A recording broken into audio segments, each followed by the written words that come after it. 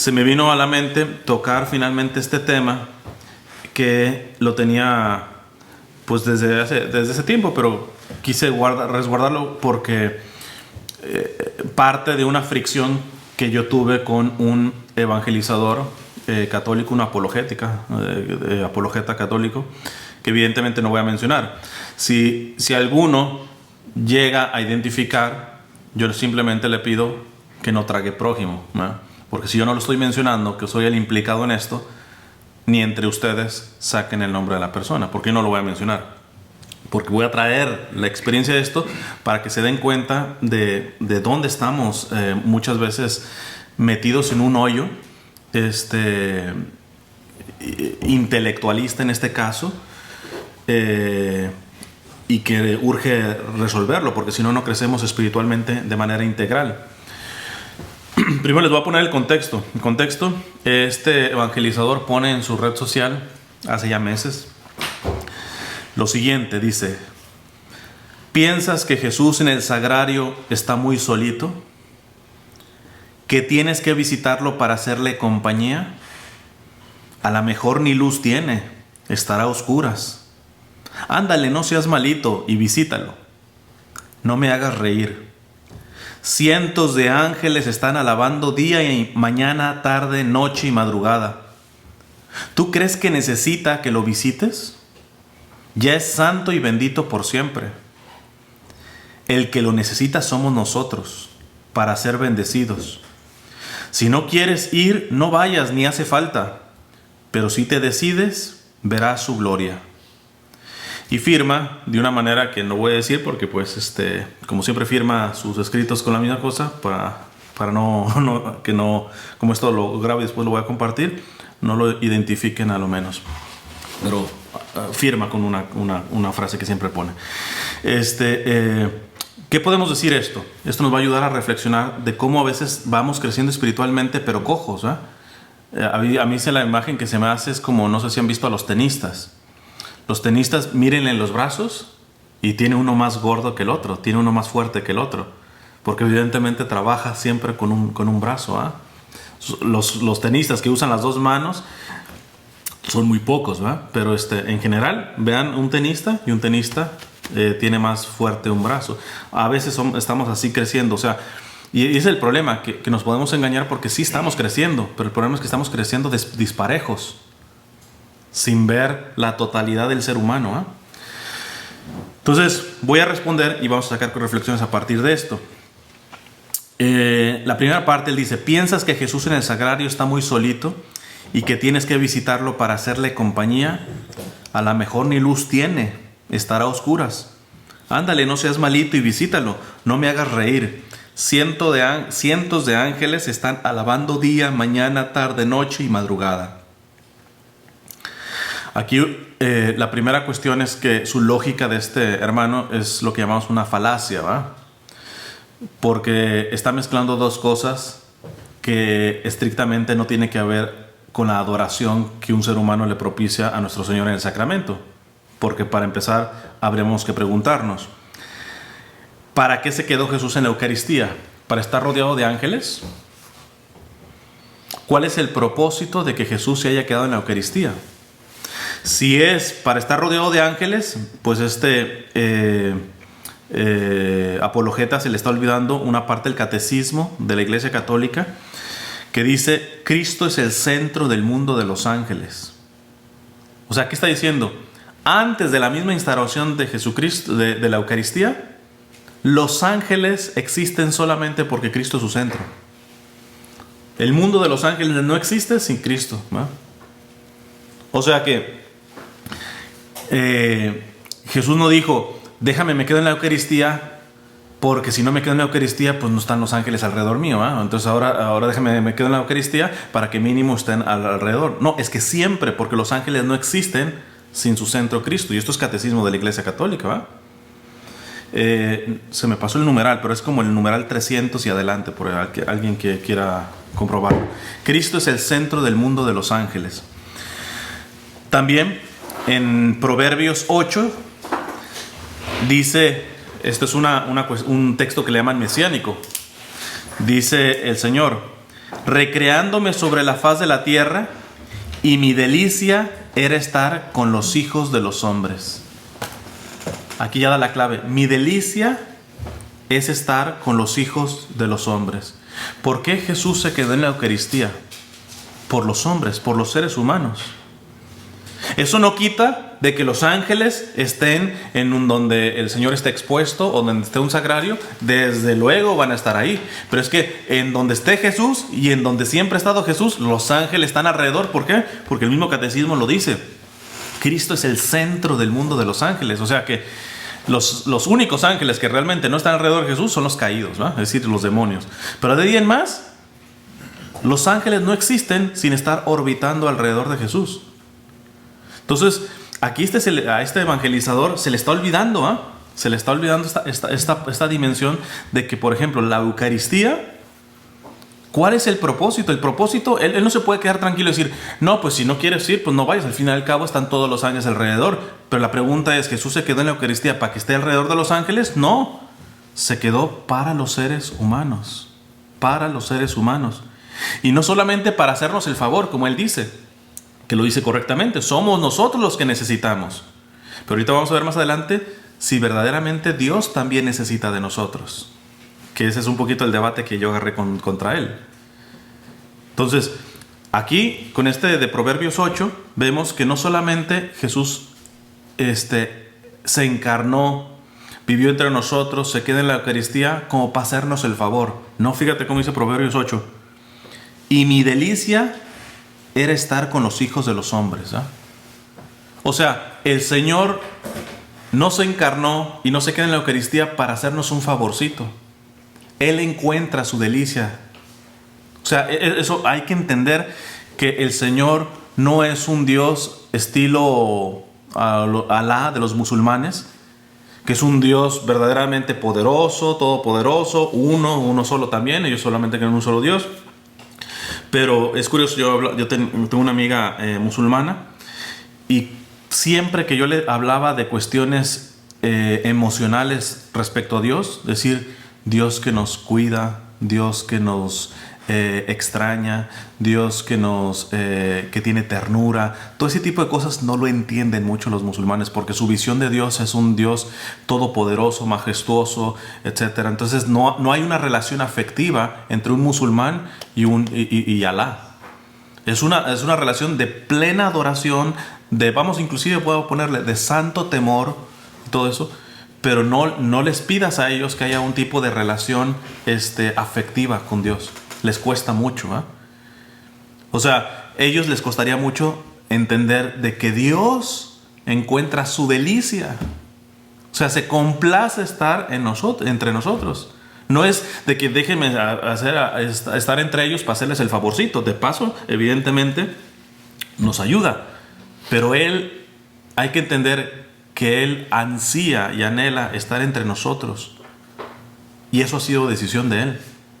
Y eso rompe esquemas, sobre todo para aquellos que nos vamos construyendo una visión de Dios demasiado tan intelectual, que muy pocas veces entendemos que el mismo Dios se encarnó, tomó carne. Entonces, entendamos que si se quedó Jesús en la Eucaristía, fue para y por nosotros. Perfecto que los ángeles estén alabando alrededor de Jesús, sacramentado, pero es que los ángeles siempre van a estar alrededor de Jesús, sea en la Eucaristía, sea en el cielo, sea donde esté Jesús. ¿Por qué? Porque dice el mismo catecismo, Cristo es el centro del mundo de los ángeles. Si los ángeles existen es porque existen alrededor de Jesús. Ahora, desde el punto de vista visible, yo le diría a este apologeta, a ver, si ustedes que tienen capilla de adoración perpetua, si no hay nadie ahí, no hay ningún ser humano ahí, solamente del aspecto visible, evidentemente los ángeles van a estar ahí alrededor de Jesús, sí, pero los ángeles se ven, no. Solamente del aspecto visible podemos que Jesús sí está solo, sí, y eso se lo olvida, o sea, cierto, por eso la falacia, el juego, la chapucería de la lógica de este apologeta, porque ciertamente Jesús está acompañado por los ángeles, pero Jesús no está espiritualmente ahí.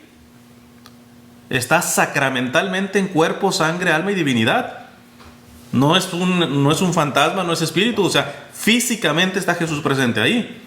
Entonces, espiritualmente está teniendo la compañía de los ángeles, pero la pregunta que se le pasa a este apologeta es decir, ¿pero tiene compañía física Jesús cuando no hay ningún ser humano ahí? No, por lo tanto, ¿físicamente Jesús está solo? Sí, y se le está pasando esa parte. Yo sé que, le repito, esa es la gran tentación de aquellos que se empiezan a relacionar con Dios de una manera tan espiritual y tan teológica y todo eso, que pierden la parte humana. ¿Saben quiénes tienen mucho problema con esto? Por ejemplo, los protestantes. De hecho, tienen su lógica esta. No, esas son cosas humanas, esas son cosas mundanas. Es que eso... Yo le decía, bueno, pues entonces seguramente tú no obedeces, por ejemplo, un semáforo, ¿ah? Porque eso no fue creado por... Dime en qué parte de la Biblia dice eso. O sea, todo lo que es humano lo rechazan. Todo lo que es carnal lo rechazan. Y gracias a Dios nosotros en nuestra teología tenemos un principio que dice que lo que Jesús asumió, Jesús redimió. Jesús tuvo cuerpo, el cuerpo está redimido. Un católico no puede decir que el cuerpo es malo. Que hubo herejes que decían que sí, que lo bueno era el espíritu y lo malo era el cuerpo. Eran los cátaros, ¿va? Y ellos, por ejemplo, hasta el matrimonio, la relación sexual, la veían como pecado, incluyendo en el matrimonio, porque el cuerpo está corrompido. No, espérate, nosotros creemos que lo que Jesús asumió, Jesús redimió. Jesús tuvo cuerpo, el cuerpo está redimido. Jesús tuvo sentimientos, los sentimientos humanos están redimidos. Otra cosa es que por el pecado original, aun cuando bautizado, nos queda la concupiscencia, la inclinación a pecar. Pero eso no significa que los sentimientos sean malos. Inclusive las pasiones son buenas.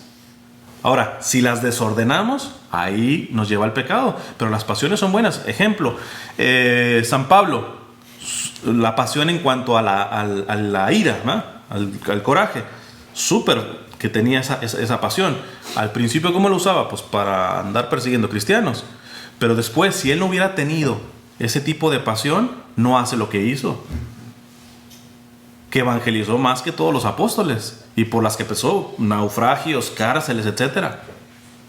Si hubiera sido San Pablo de un carácter, de una pasión así medio levesona y todo eso, no, ni para el arranque, ¿no?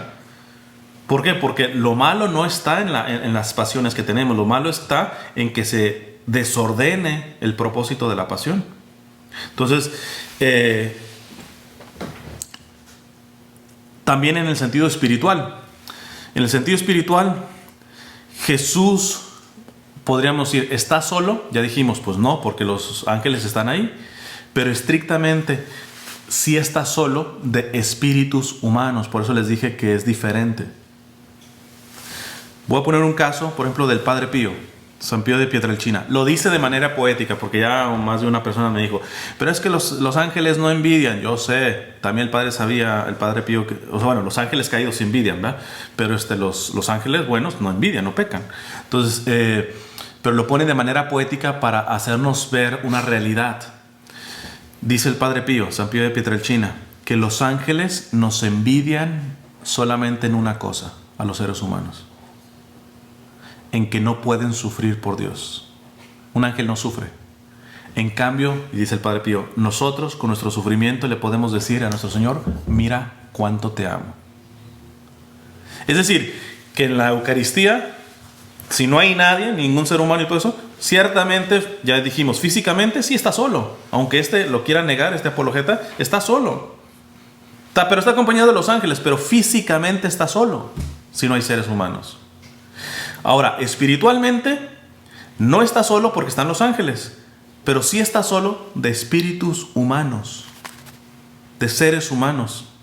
¿Por qué? Porque la dimensión del espíritu humano es diferente a la dimensión del espíritu angélico, ¿no? Y entre ellos, fíjense, los ángeles pueden estar ahí adorando al Señor en la Eucaristía y ofreciéndole toda su alabanza, pero no pueden ofrecerle sus dolores, porque ellos no sufren. En cambio nosotros sí. Pues llegamos a llegar al Santísimo y podemos unir nuestro sufrimiento al sufrimiento místico que sigue teniendo el Señor, porque el Señor sigue sufriendo místicamente, porque Él es la cabeza del cuerpo místico de la iglesia. Y dice San Pablo que si sufre una mano, sufre todo el cuerpo. Jesús físicamente como nosotros ya no puede padecer, porque su cuerpo está resucitado. Pero místicamente sigue sufriendo Jesús. ¿Por qué? Porque mientras alguna parte del cuerpo, es decir, nosotros, esté sufriendo de alguna manera, la cabeza también sufre. Y Él es nuestra cabeza. Por eso nosotros sí podemos hablar en la espiritualidad católica de que nosotros tendríamos que ir al Santísimo más que a darle nuestro repertorio de peticiones, a consolar al Señor.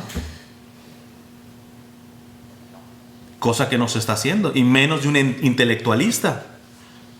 No, es que Dios no necesita nuestro consuelo, como más o menos lo que termina diciendo este apologeta, y ahorita voy a responder. Jesús no necesita nuestro consuelo, Jesús no necesita de nuestro amor, Jesús no necesita de que lo visitamos. Entonces, ¿qué tipo de Cristo estás creyendo tú? ¿Un Cristo abstracto, casi como este Alá de los musulmanes? Majestuoso, poderoso, y se te olvida que Cristo sigue sufriendo. Místicamente, pero sigue sufriendo. Y el que sufre tiene una necesidad. Por lo tanto, Jesús tiene necesidades. Pero bueno, dice este apologeta, ¿tú crees que necesita que lo visites? Ya es santo, bendito por siempre. A mí me gustaría nuevamente la lógica chapucera, esto que le llamamos falacias. Primero empecemos. Jesús es Dios, ¿no? ¿Dios necesita algo de alguien? No. Estrictamente hablando, está bien este apologeta. Dios no necesita de nada ni de nadie. Pero lo que se le va a este apologeta es de que Cristo se encarnó. Se hizo hombre y hasta el momento de hoy sigue siendo hombre y por toda la eternidad será hombre. A mí me toca escuchar un par en el pasado que había debatido con algunos protestantes que andan más perdidos que dan en el Día de las Madres realmente. A veces ni ellos entienden, porque pastores que decían que Jesús solamente está en espíritu en el cielo. Y yo le digo, o sea, ¿te estás dando cuenta de la estupidez que estás diciendo? Es decir, que el día de mañana podemos encontrar el cuerpo de Jesús. O sea, estás negando la propia resurrección al decir que en el cielo solamente está espiritualmente. Jesús asumió nuestra condición humana y por toda la eternidad será humano. De hecho, en el cielo solamente dos cuerpos hay resucitados: el de Jesús y el de la Santísima Virgen. Algunos dicen, ¿y Elías que fue para allá? No se entiende. De hecho, un protestante una vez me decía, es que cuando le explicaba de esto de la intercesión de los santos, y le ponía a decir que no podemos hablar con la gente que ya está muerta, que está en el cielo, pues Jesús en la transfiguración estaba hablando con dos que ya se habían petateado de hace rato, Moisés y Elías. Y me dice, no, con uno nada más, porque Elías no murió. O sea, es una estupidez lo que está diciendo él. O sea, está siendo fundamentalista bíblico. ¿Por qué? Porque la misma Sagrada Escritura nos dice que simplemente en el cielo no puede haber corruptibilidad.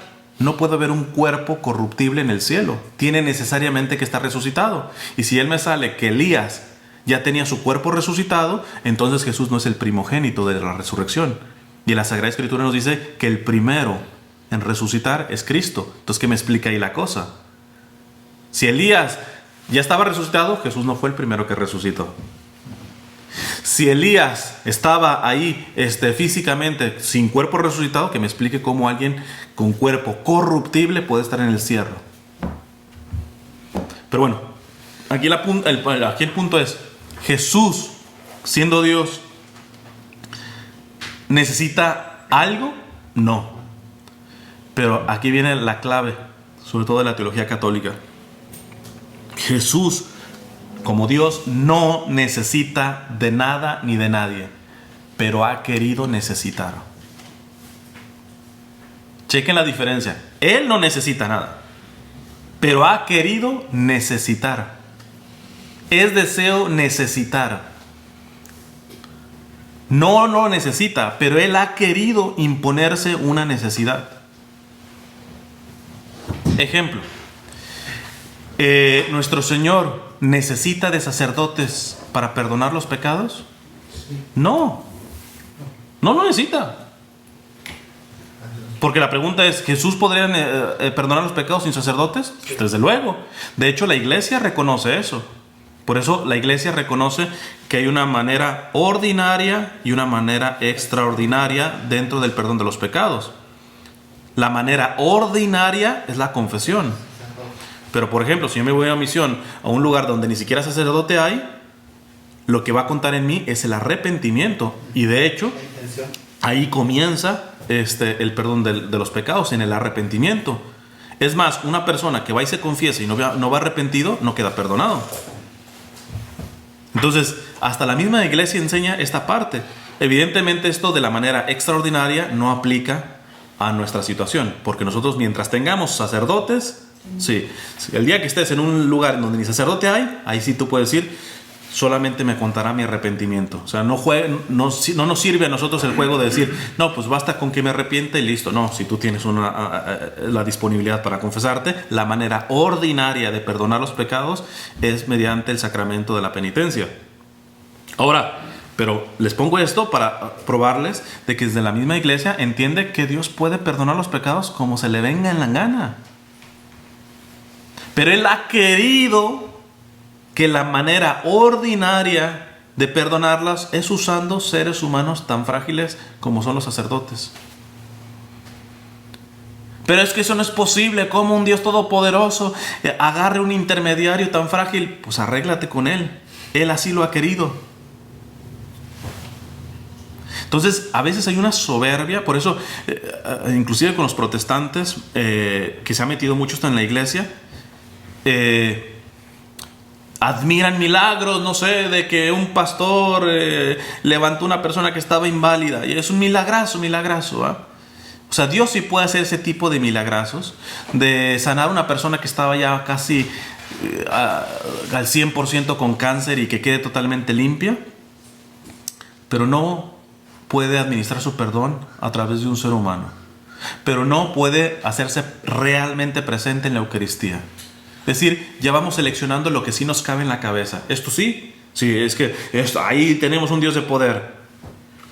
Yo les decía a un grupo carismático que tuvieran cuidado también con esto, porque siempre se pueden ir al lado de creer que los grandes milagros son los que ven en sus misas mentadas de sanación o en sus retiros y todo ese tipo de cosas, cuando yo les digo, revísense.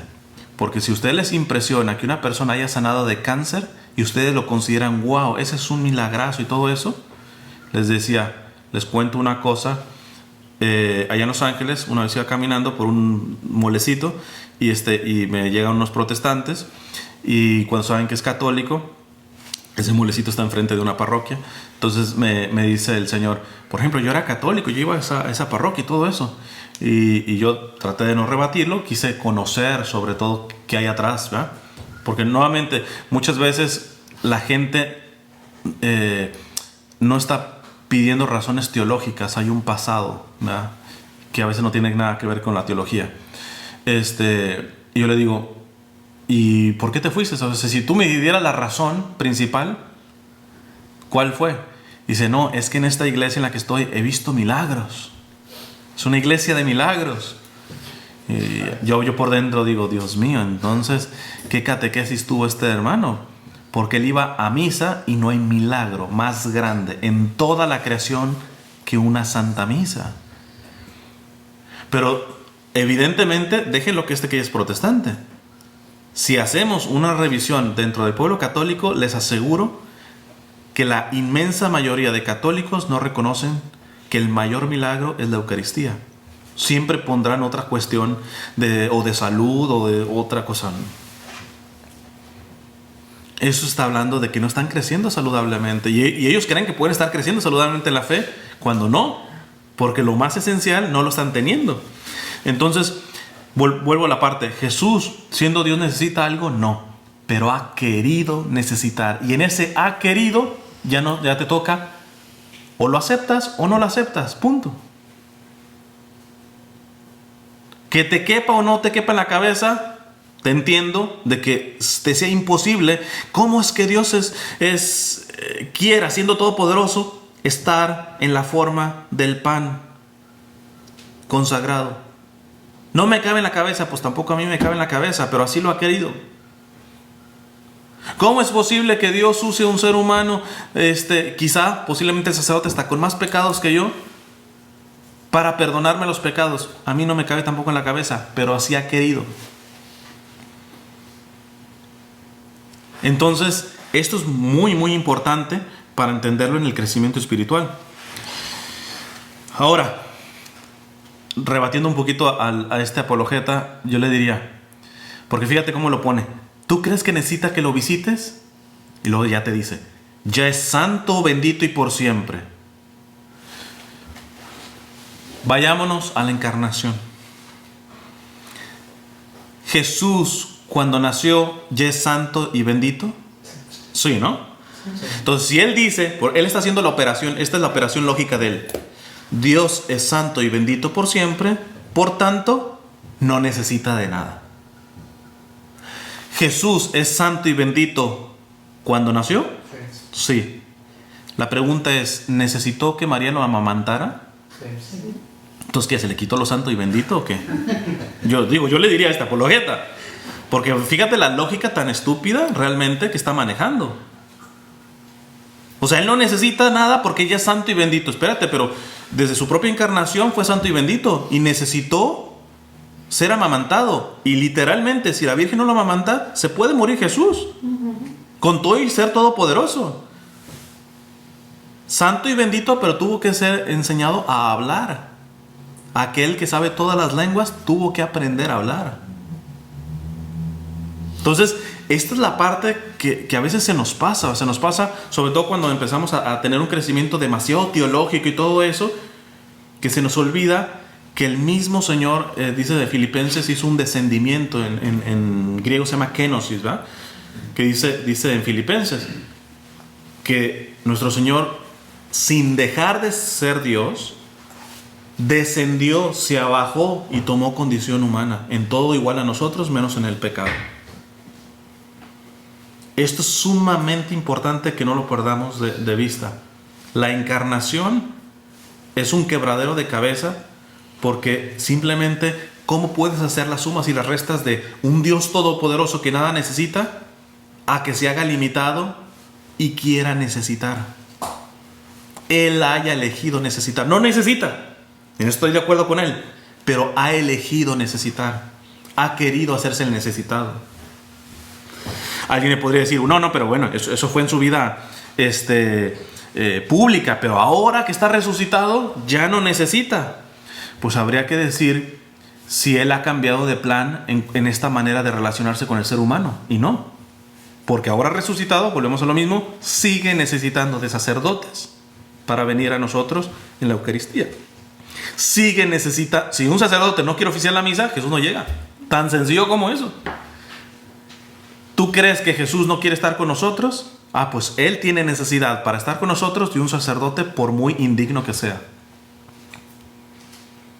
Así que no solamente aplica decir, no, es que necesitó en su vida pública o mientras estuvo acá físicamente. Espérate, sigue en los mismos sacramentos necesitando de la fragilidad de un sacerdote.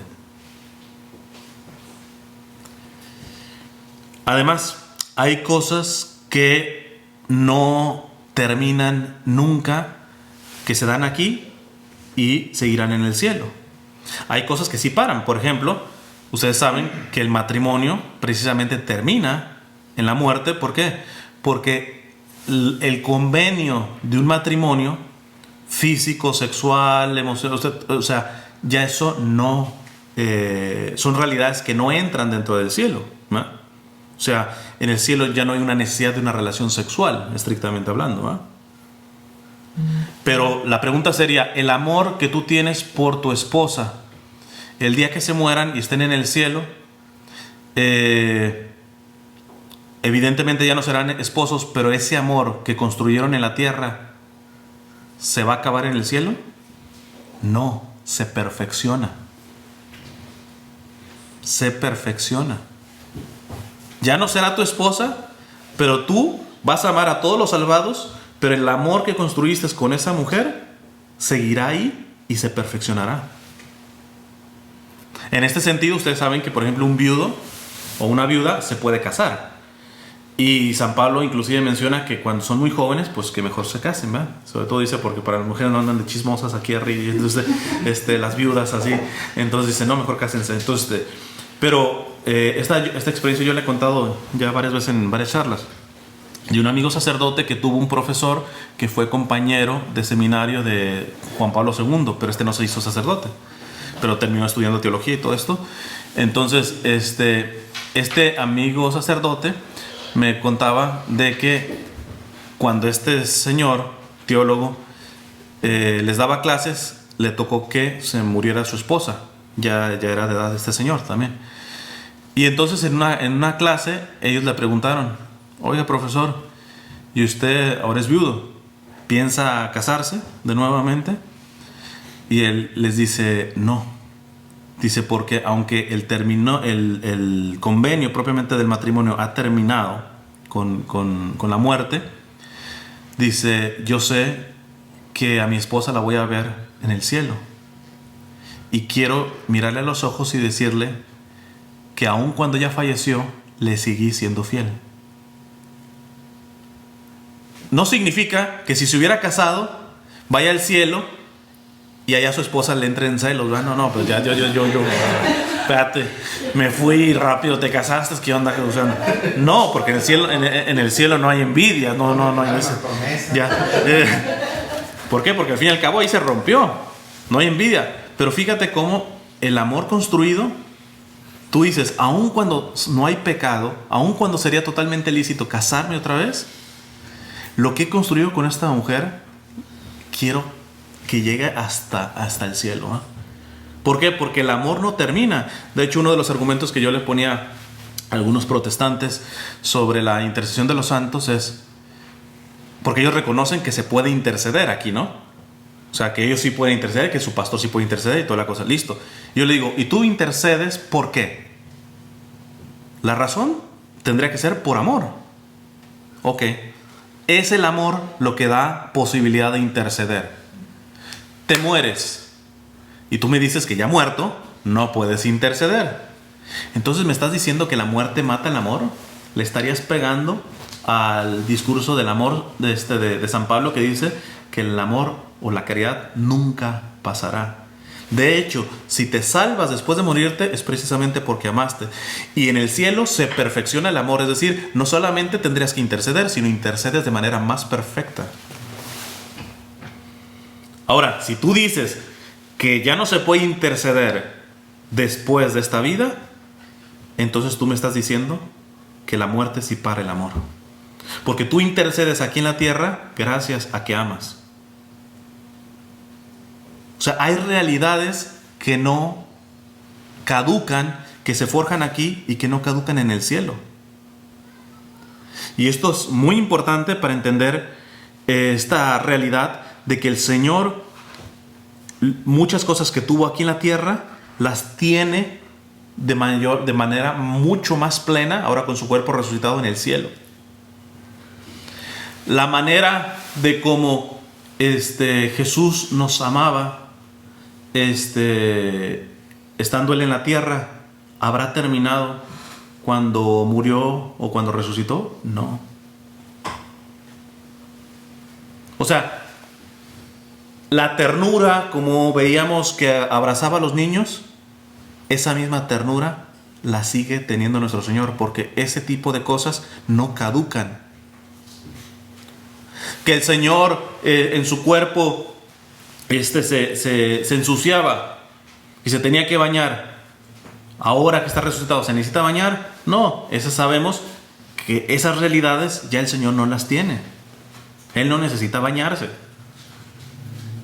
Pero todas las realidades que no contraponen esta vida con la otra, el Señor las sigue teniendo. El Señor sigue teniendo sentimientos como los tuvo en sus 33 años aquí. Cosa que parece que esta apologeta no se está preguntando. Vamos a poner la parte del amor. Y aquí luego sí les voy a dar unas cuestiones un tanto teológicas para aquellos que tengan con qué apuntar. Primero, de rapidito, con respecto al amor, que es prácticamente lo que siempre permanece, ¿no? Sabemos que la fe y la esperanza no la vamos a necesitar ya que demos el brinco al charco, ¿eh? Pero la caridad, el amor sí. Ahora, si hablamos de amor, la paga de quien ama es amar. Esa es la paga del verdadero que ama. Si yo quiero saber si realmente estoy amando, tengo que decir si verdaderamente mi paga es amar. No ser amado, amar. Pero ese es el amor, vamos a decir que ahorita les voy a mencionar que es un amor ágape. Pero anhela ser correspondido en el amor, no porque sienta que el otro esté en deuda, sino porque el mayor bien es que el otro ame tanto como se le ha amado. Si el amor es quererle hacer el mayor bien a la persona, hay un movimiento de decir, yo te amo y no necesito absolutamente nada de ti. Mi paga es amarte.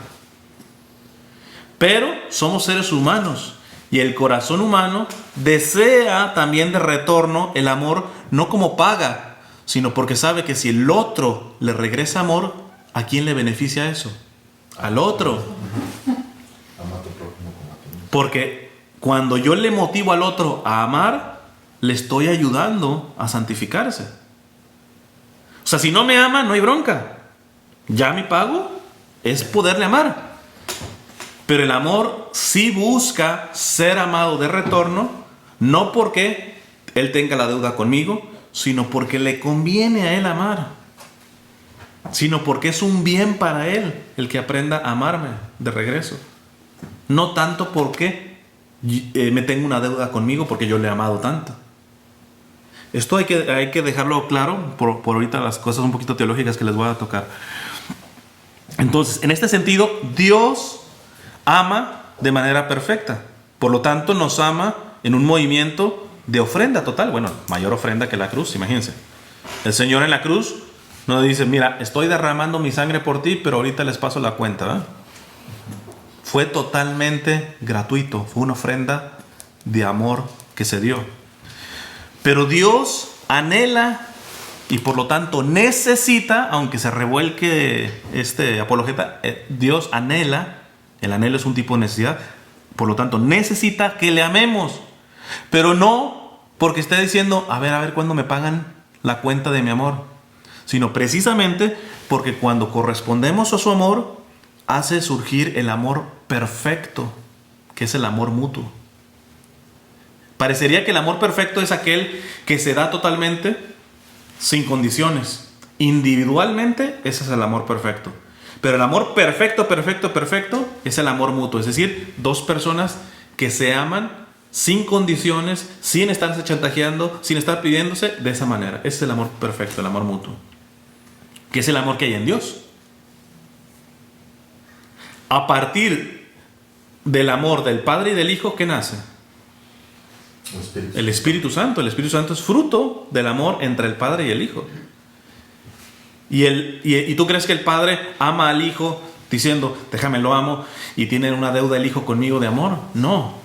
Totalmente voluntario el Hijo se da al Padre. Y cuando dos amores generosos, desinteresados, se donan a sí mismos, brota una realidad que es el Espíritu Santo en este sentido. En teoría, esto tendría que pasar, por ejemplo, también en la realidad humana. En un matrimonio, el esposo tendría que donarse absoluta y gratuitamente en todo su ser, cuerpo, alma y todo con su esposa. Ya no me pertenezco, soy todo tuyo. Y no te estoy pidiendo que tú seas toda mía, pero anhelo que lo seas, porque si tú haces un acto de ofrenda igual como el que yo estoy haciendo, ¿qué brota? Brotan los hijos. He ahí el problema. Bueno, ya me desviaré del tema, pero habría que preguntar si nuestros hijos han sido frutos de un acto de verdadero de amor o simplemente acto de una calentura. El acto sexual es un acto de ofrenda, no es un acto de autosatisfacción.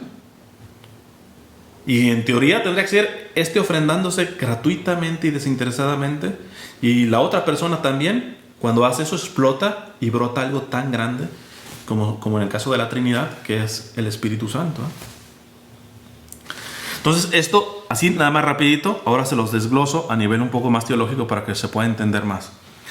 Hay 3 tipos de amor, vamos a decirlo, sobre todo en la cultura griega, que influenció mucho la parte del Imperio Romano y por lo tanto el tiempo de Jesús. Voy a tratar 2, pero se los digo los 3 rapidito. El amor eros. Eros. No. Eros. El amor fileos. Y el amor ágape. Eros, fileo y ágape. Se los defino así como muy rapidito los 3 y vamos a agarrar más bien el eros y el ágape para entender esta realidad. El amor eros. El amor eros es un amor conyugal pasional. Por eso se relaciona mucho con la sexualidad. De hecho, del eros viene lo erótico. Y es curioso porque cuando yo le menciono a este apologeta de que Jesús nos ama con amor eros, casi me mienta la mamá y dice, pero no sabes que eso significa erótico, etcétera.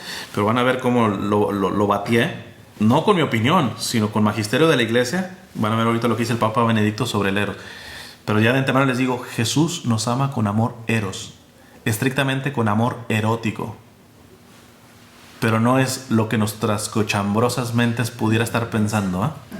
Entonces, el amor eros es un amor pasional.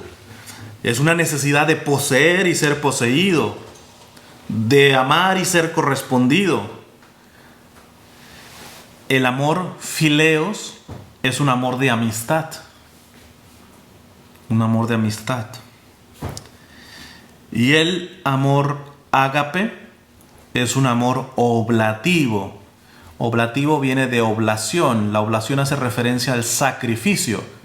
Por ejemplo, en el Antiguo Testamento se hacía la oblación, por ejemplo, el ofrecimiento de un cordero y se degollaba y las ofrendas se quemaban, las mejores ofrendas.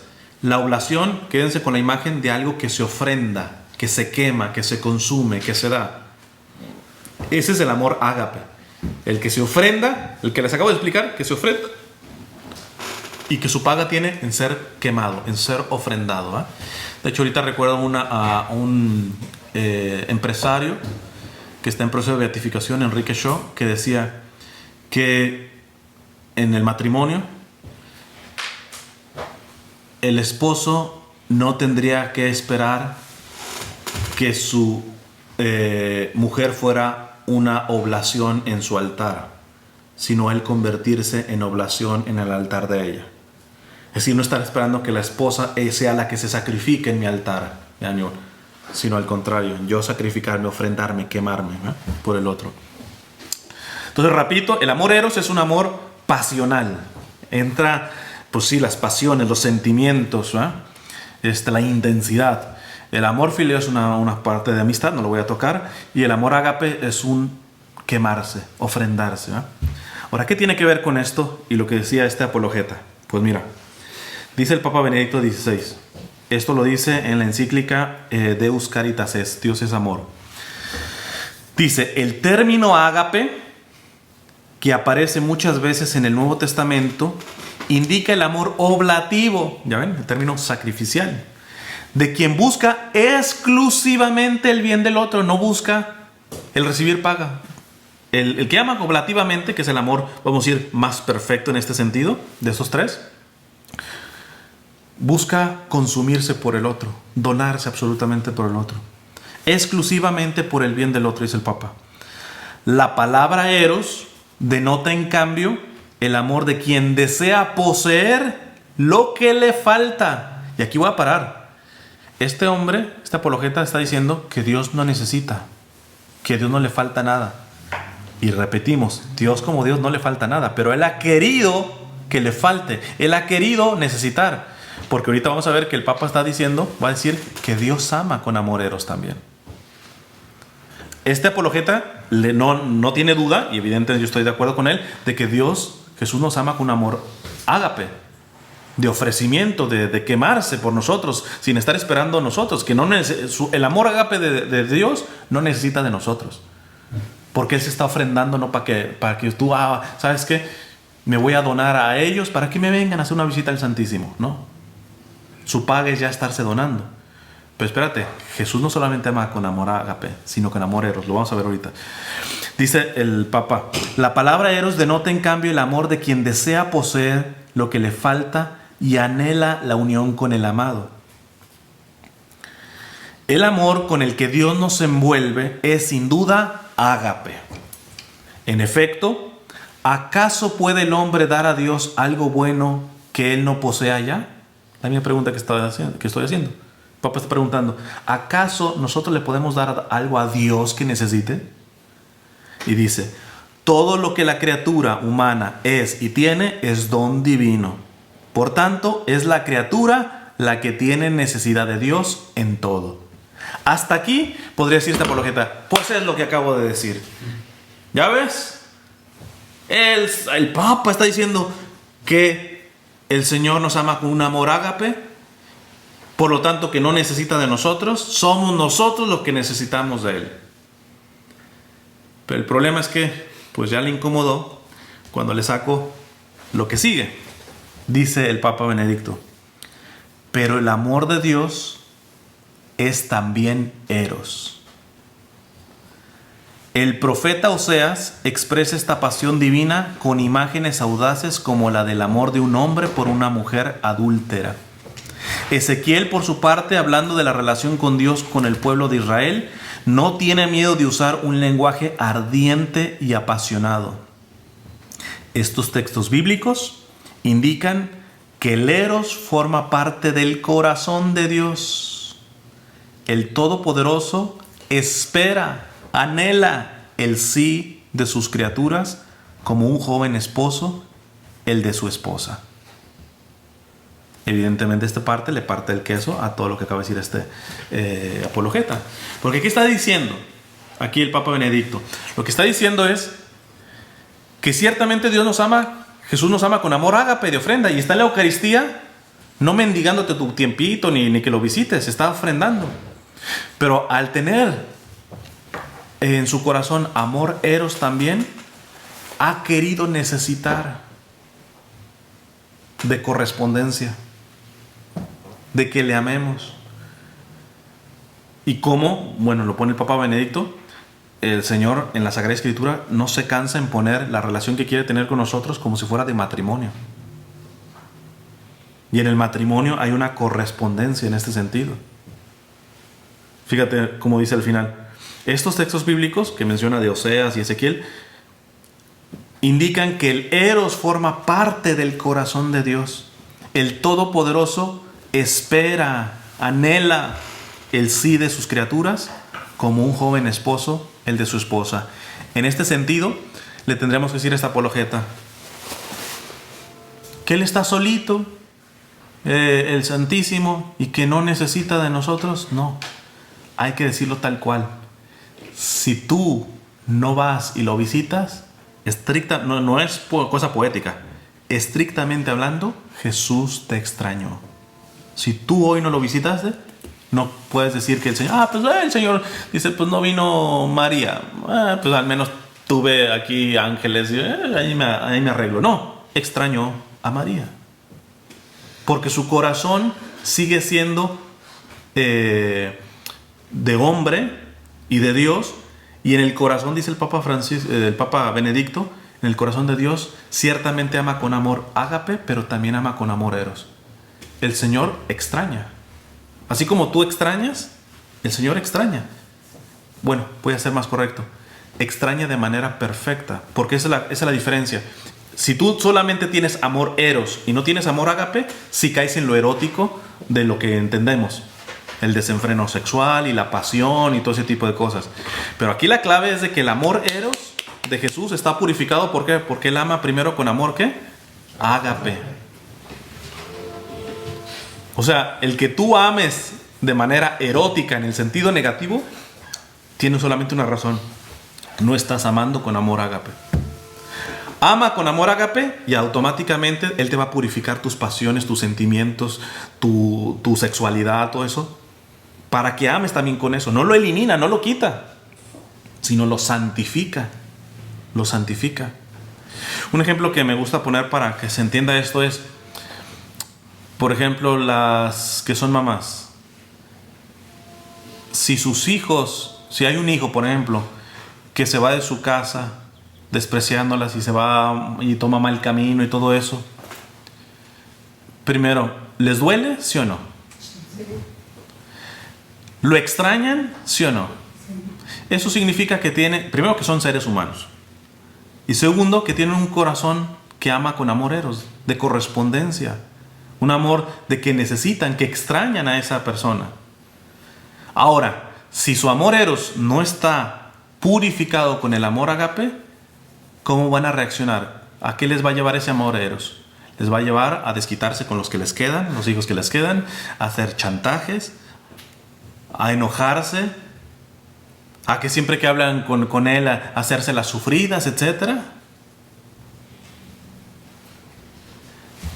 Fíjense, exactamente la misma realidad, la parábola del hijo pródigo. ¿El padre sufrió cuando su hijo se va? Sí. ¿El padre lo extrañaba? Sí. ¿Pero fue y le hizo chantaje? No. Porque él amaba con amor ágape. Un amor ágape controla ese amor eros, ¿verdad? Pero sigue hablando, sigue siendo sensible, tan sensible que cuando venía, ¿qué hace el padre? Corre, inclusive sale y no le da oficialmente, pase usted, hijo, aquí no. Lo abraza, algo muy humano. A mí me gustaría decirle apologeta: los ángeles no pueden abrazar a Jesús por una sola razón: no tienen cuerpo. Nosotros, si nos salvamos, claro está, cuando resucite nuestro cuerpo, no es un cuento poético, estrictamente vamos a tener oportunidad de abrazar físicamente a Jesús. Porque todos los que están en el cielo solamente están en espíritu.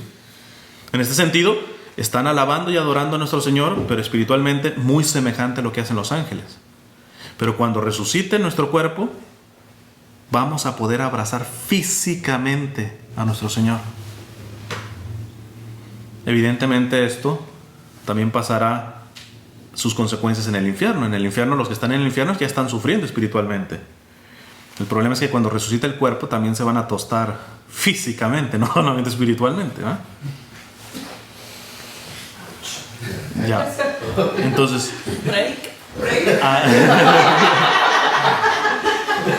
aquí fíjense esa realidad que ciertamente, por eso es un misterio, el misterio de la encarnación y todo lo que implicó con el misterio de la encarnación, porque ha llegado a adherirse Dios a la naturaleza humana de una manera tan tremenda que si uno meditara más, fuera más completo su crecimiento espiritual.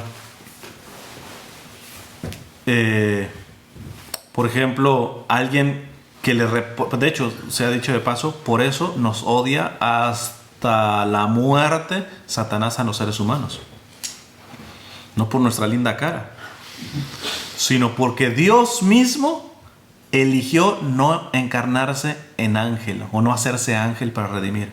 Podía hacerlo, sino eligió una criatura más baja de los ángeles, que somos nosotros. O sea, eso para empezar le pegó en el ego terrible. Y evidentemente sabemos que ya hubo un acto de rebeldía de él y algunos más. Pero ahora nos ataca, por ejemplo, en la parte del aborto. La parte diabólica no solamente está en el hecho de matar, sino que en cada ser humano él ve la encarnación de Jesucristo, que se hizo y tomó carne. Odia a los seres humanos por esta realidad, porque el mismo Hijo de Dios asumió nuestra condición. Vamos a decirlo así, que el demonio, esto sobre todo para que no nos creamos muy interesantes, el demonio no nos odia a nosotros por nosotros mismos, ¿verdad? Nos odia por Jesucristo, que está encarnado, que es ser humano. El problema es que como ya no, ni a las patadas se le puede poner a él, pues agarra contra nosotros, ¿verdad? Con nosotros sí puede un poquito todavía, ¿verdad? Pero no es que el demonio me tiente porque soy Cristian Huerta, no, hombre, sino porque Cristian Huerta en su carne está llamado a llevar la realidad de Jesucristo, ¿eh? Que es ser humano por toda la eternidad. Dios verdaderamente, pero hombre verdaderamente. Ahora bien, si esto no bastara, yo le preguntara, por ejemplo, a este apologeta, si Jesús no se ve tocado de forma humana en su corazón, si Jesús no tiene amor eros, ¿por qué entonces hacemos actos de desagravio? ¿Saben los actos de desagravio que se hacen? Por ejemplo, cuando si alguien se mete y roba la Eucaristía, cuando se profana un templo, todo esto. La iglesia tiene su enseñanza de hacer actos de desagravio. Entonces, ¿por qué hacerlo si al fin y al cabo, si ni para bien Dios no te necesita? Pues igual, si alguien lo pisotea en la Eucaristía, no es que el Señor esté sufriendo tanto, que necesite que ahora lo consuelen con actos de desagravio o de reparación. Yo le tendré que preguntar porque está evangelizando este hombre y dando clases de apologética, y con este tipo de afirmaciones le está pegando a una cuestión tan básica que es de la doctrina católica. Entonces me imagino que él no predica nunca sobre hacer actos de desagravio, porque al fin y al cabo Dios es todopoderoso. ¿Tú crees que se va a afligir porque le mienten la madre a nuestro Señor? No, pues no. No, el Señor tiene sentimientos. Y le duele cuando le ofendemos. Ahora, ¿eso lo destroza? No. Él es Dios todopoderoso, está resucitado. Pero tiene todavía corazón de ser humano. Evidentemente esto no lo tienen que creer. Y este apologeta está en el derecho de no creer, porque es una revelación privada. Pero una vez en una revelación privada, el Señor le decía a la vidente: ¿quiénes se creen ustedes para asumir que yo no necesito del cariño de mis criaturas? O sea, el Señor está esperando actos de cariño que, pues eso sí, nosotros los mendigamos a más no poder con los de alrededor. O sea, a una esposa no le da lo mismo decir: no, yo sé que mi esposo me quiere porque trae el cheque. No, sé honesta, tú quieres el abrazo también. Tú quieres el beso también. O sea, sí sabes que el cheque es un signo de amor, pero tú sabes que quieres el beso. El Señor, no digo mentiras, ¿no? Entonces, el Señor, yo digo, ¿cuántos piropos se lleva al día de tu parte?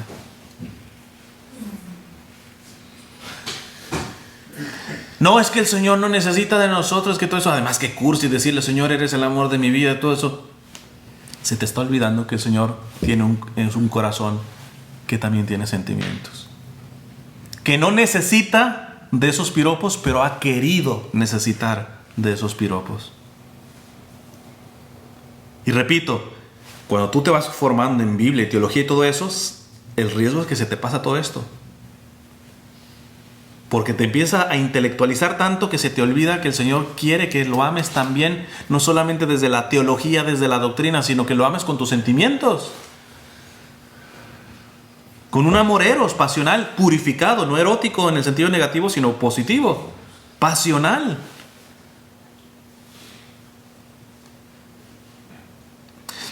También le podría preguntar a este apologeta: entonces está de más, si el Señor no necesita nada y todo eso, está de más lo que las monjitas de Madre Teresa de Calcuta tienen en sus capillas, en sus casas. No sé si alguien ha ido a alguna, pero todas las monjitas misioneras de la caridad tienen arriba del tabernáculo la frase de Jesús en la cruz: tengo sed. Habría que decirle a Madre Teresa de Calcuta: espérense, ustedes la están malformando a las monjitas.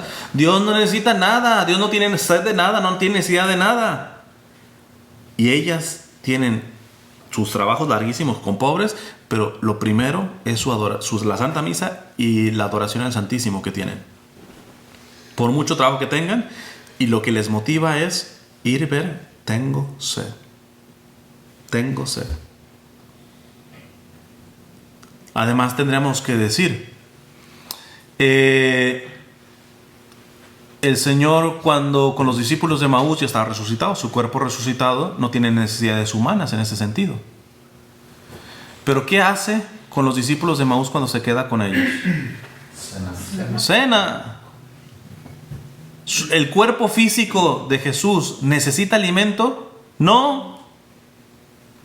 Inclusive después se le aparece a los discípulos y Él pide que le traigan.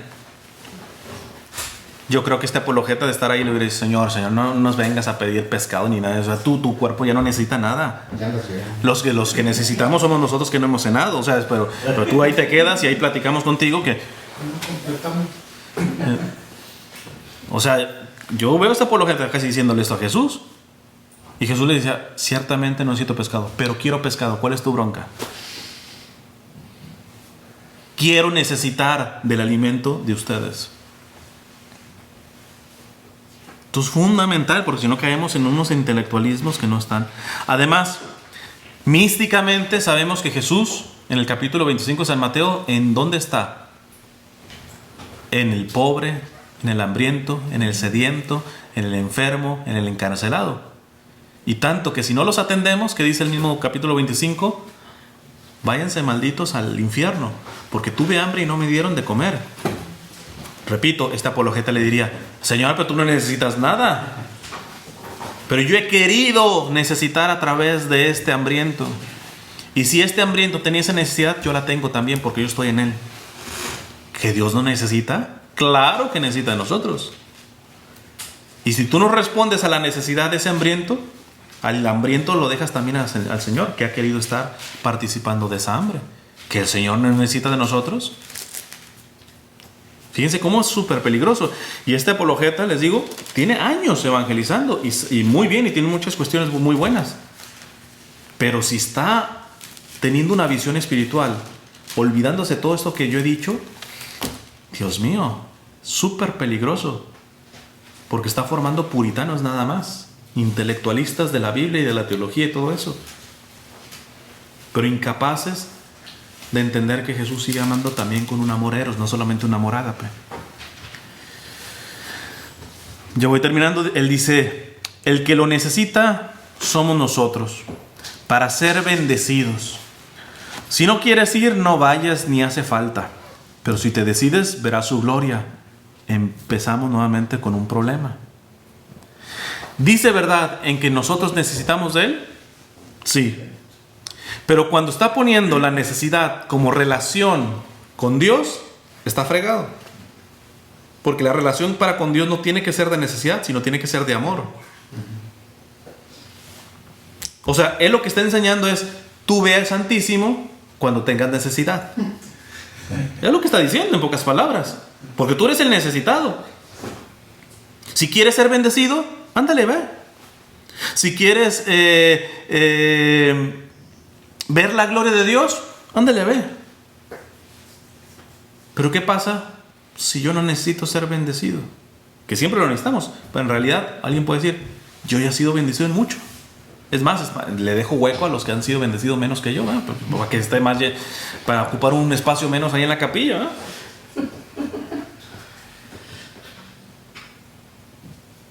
Aquí, hasta diciendo una verdad, está promoviendo una falsa espiritualidad. De hecho, con tinte muy protestante. El protestante jala a mucha gente precisamente por eso, por los milagros, por la unción, por la liberación y por la sanación, y que porque van a haber milagros, un Dios de todo eso. Y al final, lo que crean son personas que se relacionan a Dios por conveniencia, no por amor. Por eso yo siempre digo, ¿qué haces cuando entras al Santísimo? O sea, tu oración es más o menos como, Señor, aquí estoy para saber cuáles son tus dolores, en qué te puedo consolar, cuál es tu voluntad, de qué manera te puedo amar, o es un repertorio de peticiones. Yo no digo que no se hagan las peticiones. El mismo Señor dice, pidan y se les dará. A Él le gusta que le pidan. Pero también digo, un poco en broma, imagínate que tú entras y toda la hora que estuviste ahí se te fue en consolarlo, en amarlo. Y sales y dices, chin, no le pedí nada. Y el Señor dice, sorry, para la próxima. Yo no escuché peticiones allá para la otra. Entonces, ¿te crees que el Señor va a actuar así? Que va a actuar así con el ser humano que se olvidó hasta de sus propias necesidades por irlo a amar, por irlo a consolar. ¿Te crees que se va a olvidar?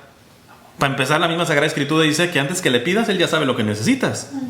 Ahora, si hasta te olvidas de tus propias necesidades simplemente para estar con Él y amarlo, ¿te crees que va a decir, no, sorry, yo no escuché ninguna petición, para la próxima, haz el favor de decírmelas porque si no, no me entero, ¿eh? Y si no me entero, no te lo puedo cumplir. Es absurdo. Y lo que este apologeta está promoviendo es eso. Es decir, vayan al Santísimo en pocas palabras porque tienen necesidad. ¿Y cuándo va a decir por amor? ¿Y cuándo va a decir porque yo necesito ver a mi Señor? Porque yo necesito acompañar a mi Señor. Y porque aunque te revuelque a ti, el Señor también me extraña y me necesita. Y no le da la misma estar solamente con ángeles, quiere estar conmigo. Y no le da la misma estar con doña Pepita, que nunca falta de ahí del Santísimo, quiere estar conmigo. Se alegra tremendamente que esté doña Pepita ahí, pero si tú no estás ahí, te extrañó el Señor.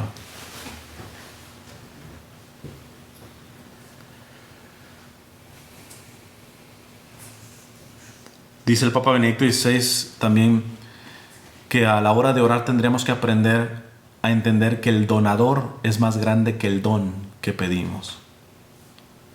Y cuando la oración se centra en el don que le queremos sacar al Señor, lo terminamos humillando, porque el Señor es más grande que lo que le estás pidiendo.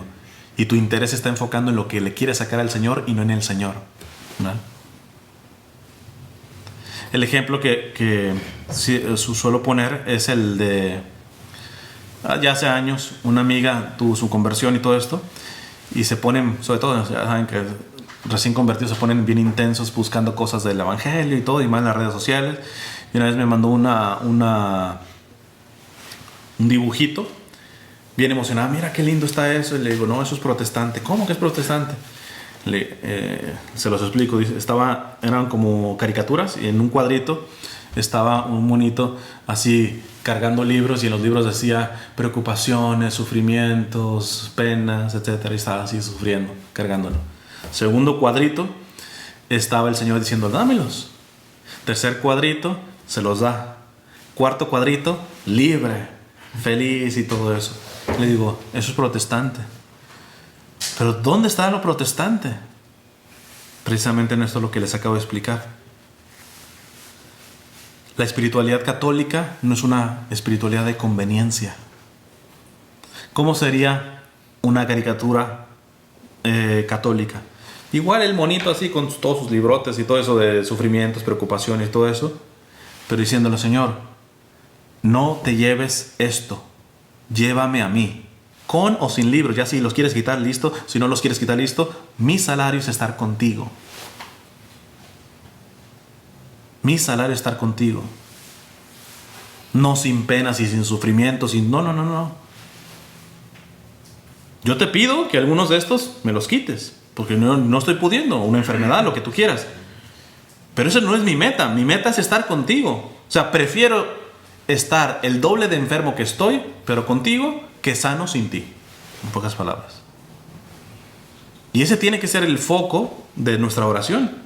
Cuando tú escuchas a evangelizadores del tamaño de este evangelizador diciendo este tipo de burradas, estamos malformando en la oración a nuestros hermanos. Porque el que haya escuchado o haya leído toda esta publicación y todo esto, en pocas palabras se queda con la idea de que, bueno, como Jesús no necesita nada, lo cual es mentira, ya se los probé, pues solamente yo voy a ir al Santísimo. ¿Para qué? Para ser bendecido y por si quiero ver la gloria de Dios, ¿verdad? O sea, no por amor, no por amarle. Terrible.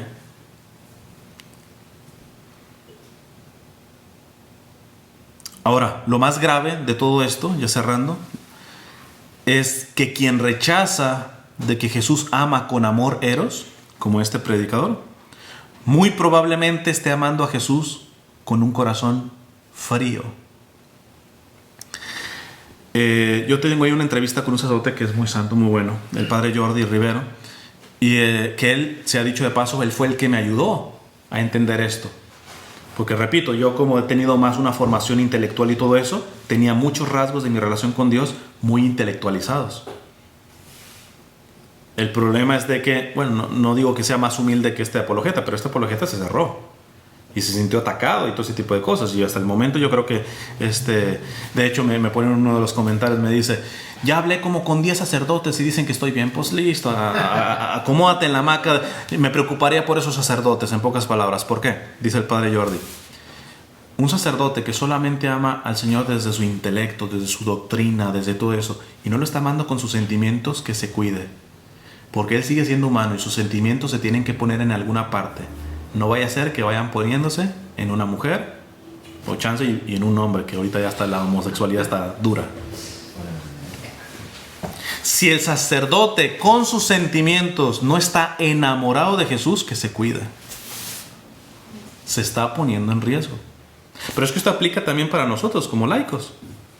Si como esposo tú sentimentalmente no ardes por tu esposa, tus sentimientos no están poniéndose con su esposa. El día de mañana va a estar con la secretaria, con la vecina, con lo que quiera, ¿no? Tenemos que cuidar esta área porque somos seres humanos. Tenemos carne y hueso. Hay una necesidad no solamente intelectual en un ser humano, hay una necesidad psicológica, emocional y hasta necesidades físicas. Y si eso no están ordenadas como Dios ha querido en Él, van a estar desordenadas. Entonces a mí me preocupa una persona que esté enseñando esto, porque yo le diría a él, ¿y tus sentimientos y tu ternura para quién son? Nada más para tu esposa y tus hijos, porque él está casado, para tu esposa y para tus hijos. O sea, el Señor no se lleva nada de esa ternura. Tu amor simplemente es intelectual y doctrinal, porque simplemente Él no necesita de tu ternura. Terrible.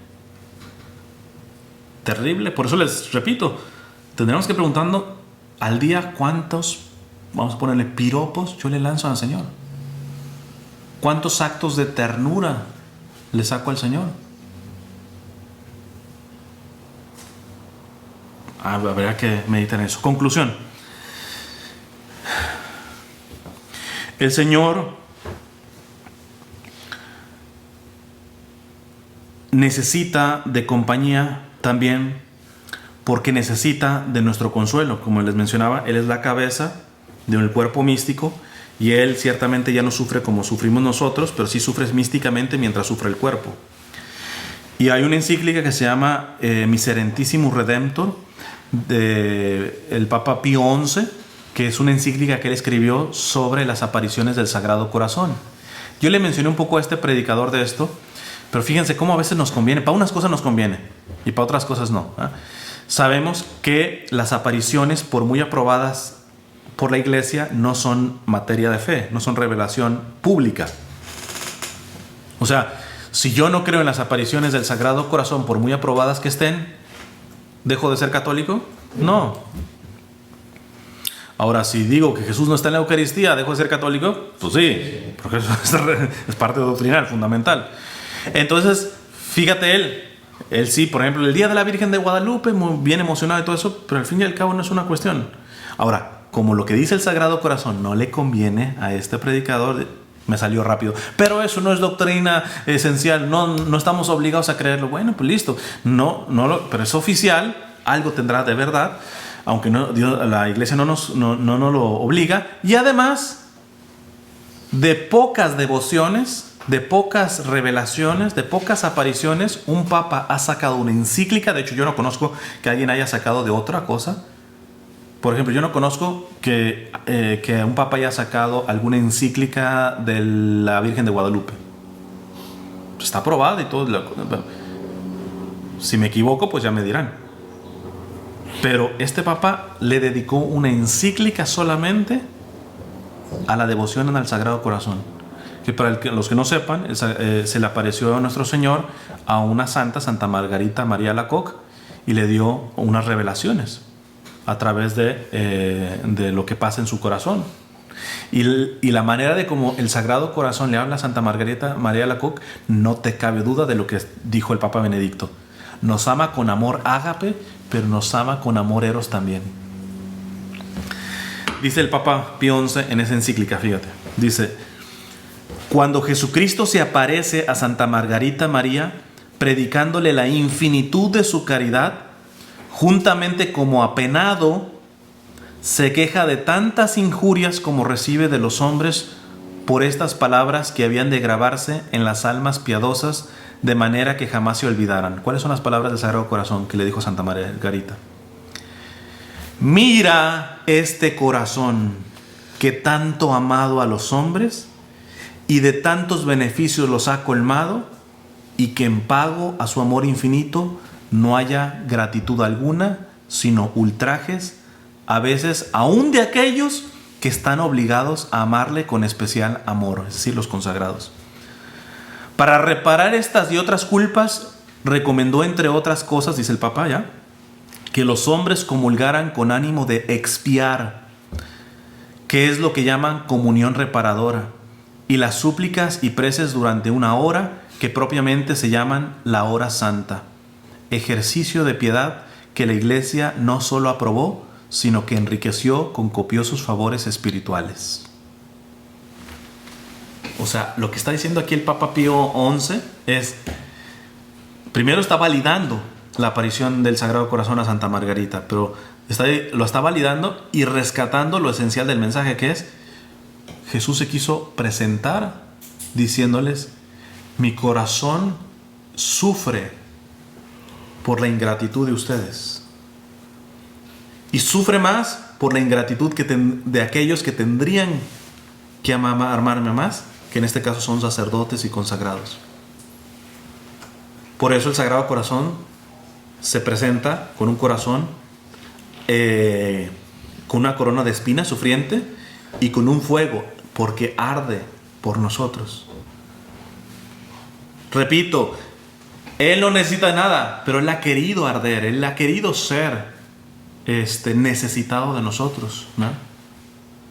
Y esto es fundamental para el crecimiento espiritual, porque si no entendemos esta parte, ahorita lo que vamos a ver de la estructura de las pequeñas comunidades y todo esto, lo pueden ustedes intelectualizar nada más y dominar la lección divina y todo bien claro, y se reúnen y van a hacer todo ese tipo de cosas sin dimensionar la parte de el eros de Dios, vamos a decirlo así.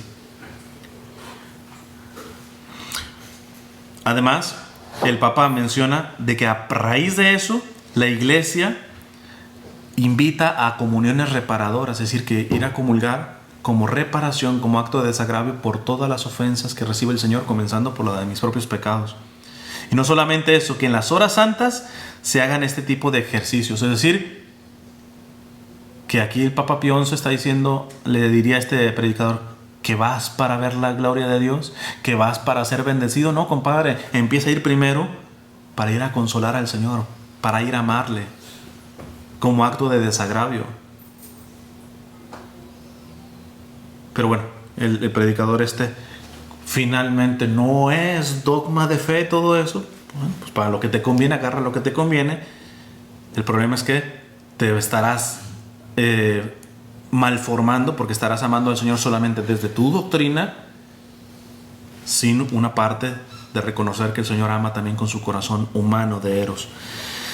Y cuando vas para consolarle, fíjense, ahí vemos de cómo Él no quiere que lo consolemos, el Señor, porque si no lo consolamos, pues no, va a dejarse de ser Dios, ¿no? Sino porque el acto de consolación nos ayuda sobre todo para la santidad. ¿De qué manera? Cuando vas para consolar al Señor, cuando vas para amarle, cuando vas para acompañarle en el Santísimo, en automático, ¿qué estás haciendo? Te estás olvidando de ti. Y lo que se le pasa a este predicador es, ¿cuál es el primer paso para ser cristiano? Olvidarse de sí. Bíblico. El Señor dice, el que quiera seguirme, en pocas palabras, el que quiera ser cristiano, primer paso, que se niegue a sí mismo, que se olvide de sí mismo, que muera a sí mismo, tome su cruz y me siga. El que entender que el Señor necesita de nuestro consuelo, el Señor necesita de que le amemos, porque ha querido, no porque lo necesite, sino porque ha querido necesitar, es un bien doble. Porque cuando yo voy al Señor a consolarlo, cuando yo voy a acompañarlo, cuando yo voy a amarlo, no a buscar su bendición, no a buscar ver la gloria de Dios, como Él dice, aunque evidentemente si se da, bendito sea, pero cuando yo voy en esta perspectiva de olvidarme de mí, yo estoy creciendo en automático. Cuando un esposo se olvida de sí y piensa siempre en su esposa, en todos los sentidos, le repito, no nomás diciendo, pues estoy trabajando bien duro porque le tengo que dar el cheque a mi esposa. Listo. Pero busca el detallito, la flor, el piropo. Cuando tú ves una esposa de esa manera, tú dices, este no vive viviéndose. Parece como que solamente existe en su órbita su esposa. Igual tendría que ser nuestra relación con nuestro Señor. Que en todo lo que pensamos, hacemos y decimos, vamos a ir como locos de amor por el Señor, pero no solamente de un amor ágape o de un amor intelectual, sino de amor sensitivo. Que es decir, hasta mi más grande ternura se la quiero dar al Señor. Hasta mis más grandes detalles se la quiero dar al Señor. En este sentido, las devociones que teníamos en nuestros pueblos, sobre todo en las partes más despobladas en México y Latinoamérica en general,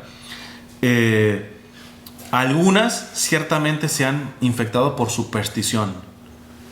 ¿Va? A la gente ahí que lleva su veladora como diciendo, ya le pagué a la Virgen. Sí, la Virgen no sabes cómo necesitaba tu veladora, ¿verdad? O sea, se le apagó la luz, no tenía luz y entonces dijo, qué bueno que me llegó una veladora. La Virgen necesita una veladora, el Santísimo necesita una veladora, no necesita. Pero qué diferente cuando sí es una religiosidad popular sana, es hermosísimo. Y el Papa Benedicto y el Papa Francisco dicen que porque hay algunos que quieren quitar la religiosidad popular. Dicen, no es conveniente. ¿Por qué? Porque es precisamente expresión de la ternura del pueblo por Dios. La viejita que lleva su veladora, pero no por superstición, ahora sí, ya le pagué a la Virgen el favor que hizo, ya se lo llevo, le voy a llevar flores al Santísimo para pagarle el milagrito que me hizo. Eso sería ya una parte supersticiosa. Pero qué diferente es cuando se lleva porque esa viejita quiere expresarle su amor con esa veladora, con esa flor. En realidad, pasémoslo para entender esto, por ejemplo, a nivel matrimonio. Tú le vas, imagínate que tú vas con tu esposa y le llevas unas flores y que te conteste, yo necesito flores, yo necesito zapatos, mijo. O sea, y vi unos en el mall la otra vez, etcétera. O sea, matas el detallazo de tu esposo. Listo, necesitas zapatos también. Necesitas zapatos, pero ¿qué mujer, pudiera verlas, ¿no? Me dolería que existiera ese tipo de mujeres, ¿no? Pero que en verdad no valoraran el detalle. Deja de la flor, aunque esté ya casi hasta marchita, si quieres. El hecho de que él cortó algo pensando en ti. Sí, eso está comprobado. Yo. Bueno. Una vez yo llevaba flores y me dijeron, oye, es bien noche. Pues ya ándale, pues, te llevaba unas flores, pero ya me voy para la casa. No, regrésate. De hecho, me acuerdo también de una amiga que me contaba que tenía una amiga, esta amiga, que pues muy guapa y todo eso, y entonces muchos le querían enviar flores, ¿verdad? Y entonces, en especial de uno que estaba a distancia, le enviaba flores pero a través de la amiga mía, o sea, porque no tenía la dirección directamente ella. Ella estaba haciendo así como un poquito del rogar, pero aquel pues le mandaba flores a través de mi amiga. Entonces dice, no creerás, pero mi amiga me decía, pídele el dinero, que tú me las compras, y luego yo me saco fotos con unas flores en alguna florería pero me das el dinero a mí. Lo hacía esa mujer así, Entonces yo le decía a mi amigo, pues confiésate, porque fuiste cómplice verdaderamente de lo que es primero, es mejor si no estoy interesado en lo que sea, pero pues yo digo, ya ahorita haciendo memoria, puede haber mujeres frías, frívolas, vamos a decir, de ese nivel. Pero yo creo que en general la mujer vive más y reconoce más el aspecto del detalle. Por ejemplo, a nosotros los hombres nos cuesta más valorar eso. Quizá también porque no trabajamos cerebralmente de otra manera, ¿va? Pero para los que están casados, tu mujer puede tener detalles que tú ni siquiera estás valorando. O sea, chance y te preparó los frijoles teniendo pues su periodo y trae dolor de cabeza y trae náuseas o lo que tú quieras y lo preparó algo, tu platillo que le lleva más tiempo.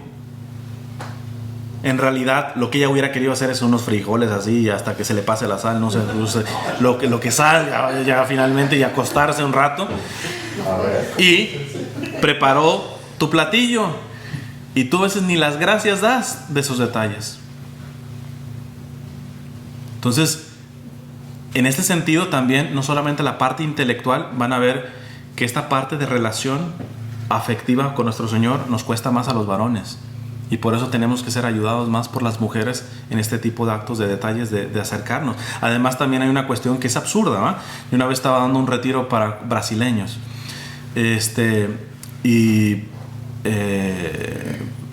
yo podía decir, bueno, el portugués no es mi idioma, pero me sé comunicar bastante bien en portugués. Me habrán malentendido, ¿va? Estaba hablando sobre el Cantar de los Cantares y una imagen, un icono que tienen los primeros cristianos que se llama el Joninfios, que significa el esposo, y es Jesús llagado y todo eso. Sería muy largo explicárselo. Es muy, muy bello, como una imagen de Jesús doliente, los primeros cristianos le llamaban el esposo, ¿va? Entonces, y yo estaba hablando del esposo, y yo le decía, y hablarle al Señor como mi esposo, como mi amado. Gracias a Dios fueron varias charlas las que di, y al término de esa primera charla se me acercan y me dicen, hermano, estamos escandalizados, algunos están diciendo que usted está promocionando la homosexualidad y que tú sí. Entonces tuve que explicarles esta parte. El mismo Señor, y es doctrina católica, quiere un matrimonio espiritual con todos. Dios quiere casarse con todos. Evidentemente es una imagen del matrimonio aquí, porque no hay otra manera de poder entender hasta qué nivel quiere Dios unirse con nosotros, y por eso Dios ha usado mucho el sentido del matrimonio, ¿no? Para entender qué tipo de relación tiene. Pero evidentemente esto no es el tipo de relación estrictamente que quiere. ¿Por qué? Porque para empezar, en el cielo ni siquiera hay matrimonio carnal como lo tenemos aquí.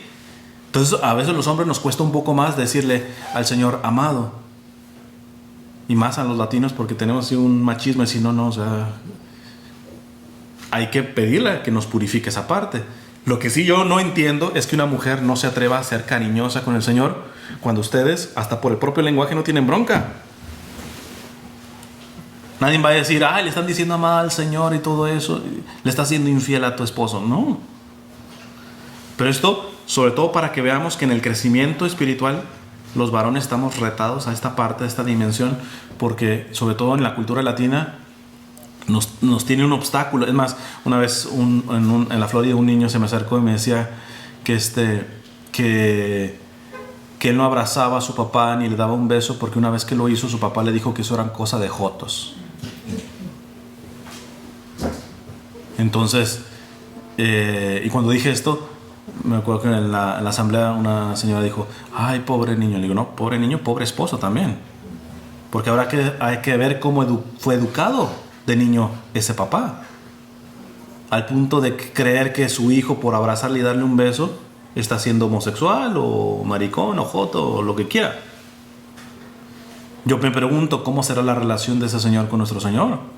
Ni remotamente creo que le va a decir una cosa amorosa al Señor. No vaya a ser que sea joto él. Cuidado con esta parte, cuidado, porque es esencial. Porque te repito, si tus sentimientos y tu emoción y tu parte del corazón de Eros no está puesta en Jesús, se va a ir por otro lado. Se va a ir por otro lado.